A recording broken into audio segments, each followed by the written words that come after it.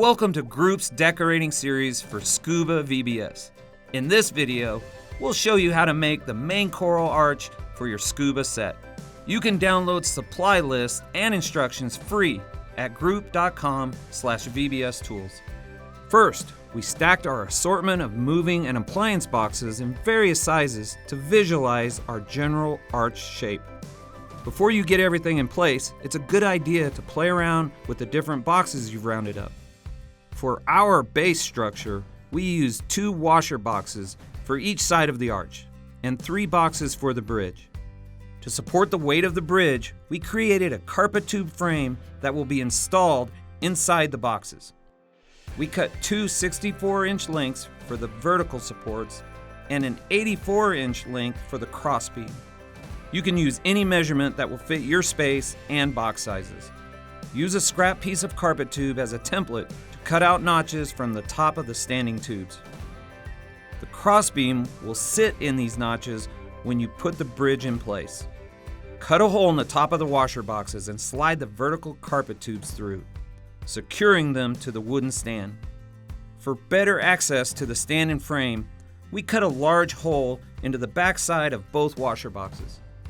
You can find the dimensions and instructions for this stand at group.com/VBS tools. Next, before securing the 3 boxes that make up the bridge, estimate where the horizontal section of carpet tube will pass through. Mark it with your scrap piece of carpet tube. After cutting out those marks, we push the carpet tube through each box. We cut access points into the backs of these boxes as well. When all the boxes are in place on the carpet tubes, set the crossbeam into the support stand tubes. When the basic shape of the arch is finalized, use cool connectors to attach the boxes of the bridge from the inside. We decided to not connect the arch to the bases so the 3 separate pieces could be moved more easily when putting the set together. Now, stack and hot glue various sizes of boxes together to add more dimension around the arch. This also bulks up the bases. Use a utility blade to start rounding the corners of the boxes and add crumpled paper for bulk.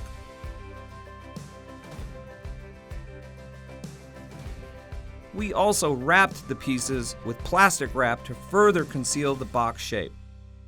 Feel free to remove as many corners as you want and shape the structure to fit your space.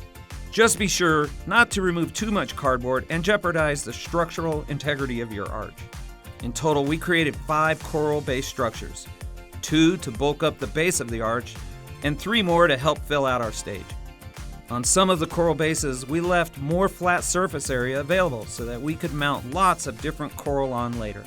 For the final texture layer, pull paper poly drop cloth over each section of boxes and attach in the back with screws. You can also allow it to clump up in certain areas as you stretch it over to create the illusion of layered rock. We labeled the back of each coral base section for easy assembly later. Now, onto the painting process. We found that using a pressurized sprayer allowed us to quickly apply paint to the entire structure. Layer a few different grays and blues, watering them down and starting from dark to light. Then with a sponge, add highlights with pale blue paints. The paper poly cloth will hold on to quite a bit of moisture, so you want to give it plenty of time to dry before moving it or adding anything else.